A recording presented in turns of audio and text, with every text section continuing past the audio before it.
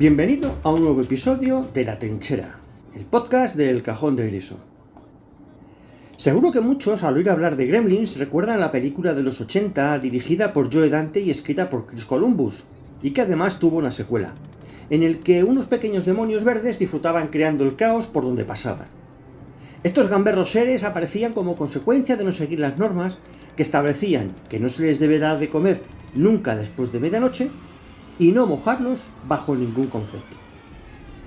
Ya lo advertía uno de los personajes de la película y veterano de la Segunda Guerra Mundial cuando decía: «Cuidado con los extranjeros, ponen gremlins en las máquinas, los mismos gremlins que derribaron nuestros aviones en la Grande, sí, la Grande, la Guerra Mundial, la Segunda Guerra Mundial».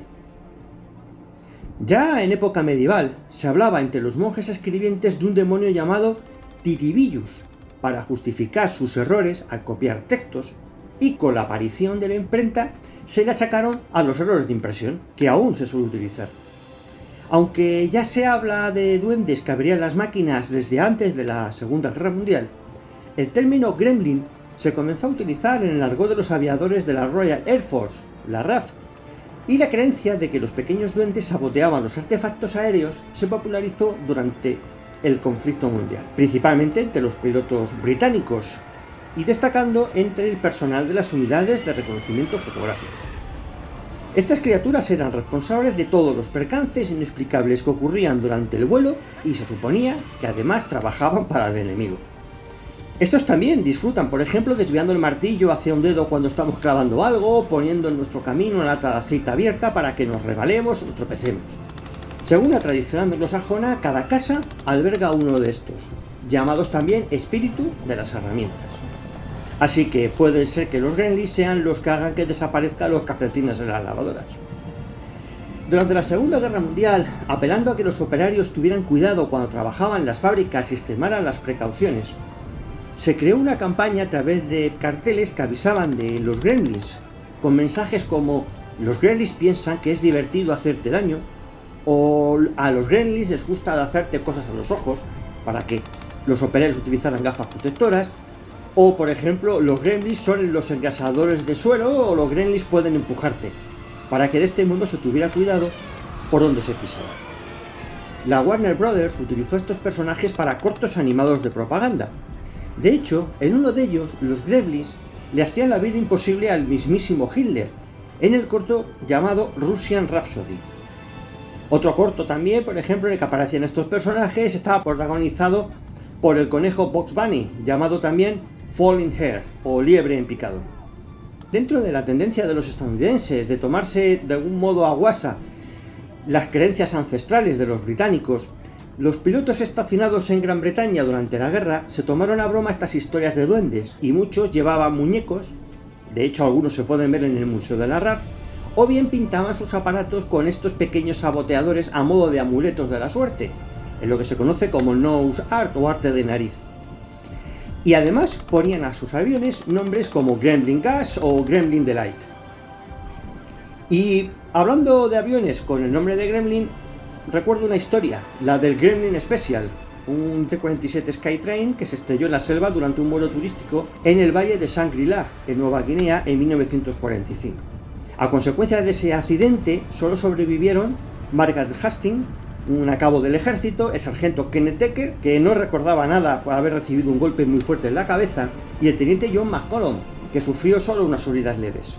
Mientras buscaban un claro en la selva para esperar a que les rescataran, se encontraron con unos nativos caníbales que jamás habían visto a personas blancas.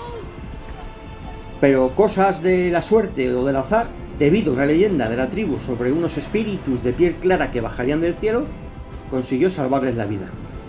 Y la tribu decidió ayudarlos. Finalmente, fueron rescatados utilizando una técnica llamada snatching, que consiste en levantar algo parecido a una portería de fútbol americano con una cinta elástica entre ambos postes, a la cual estaría sujeta un planeador.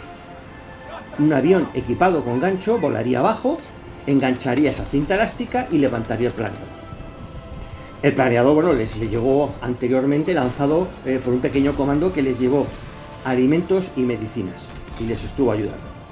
Bueno, esta historia completa se puede conocer en un libro que se llama Perdidos en Shangri-La. Además de los cortos que antes hablábamos de la Warner, en la que los Gremlins le hacían la vida imposible a Hitler o a Bugs Bunny, también aparece en una serie de televisión que se llama En los límites de la realidad, que en inglés sería The Twilight Zone, en el capítulo Pesadilla a 20.000 pies, lógicamente hablando de aviones. Y además, los Gremlins incluso aparecen en algún capítulo de Los Simpsons. Respecto al origen del término Gremlin, se suele atribuir al novelista Roald Dahl la autoría del nombre de estos personajes, por su cuento infantil Los Gremlins, concebido como una pieza de propaganda antinazi para niños y que en parte inspiró la película de los años 80. De hecho, Roald Dahl sirvió en el Oriente Medio, en donde tuvo que realizar un aterrizaje forzoso en el desierto de Libia. ¿Sería por los Gremlins? Algunas fuentes dicen que el origen de su nombre proviene del antiguo término británico gremian, algo así como reventar, fastidiar, enojar, aunque otras apuntan a un origen germano o a la palabra de origen gaélico gruaimin, algo como pequeño malhumorado. Así que ya sabes, si se estropea tu aire acondicionado, o tu lavadora explota, o tu vídeo deja de funcionar, antes de llamar al servicio técnico, enciende todas las luces. Revisa los armarios, mira debajo de la cama, porque nunca se sabe si puede haber un gremlin en casa. Espero que esta historia te haya parecido interesante, así que dale un me gusta, suscríbete y compártela. Y más historias como esta las puedes encontrar en elcajondegrison.com. Nos vemos pronto con otra historia en La Trinchera.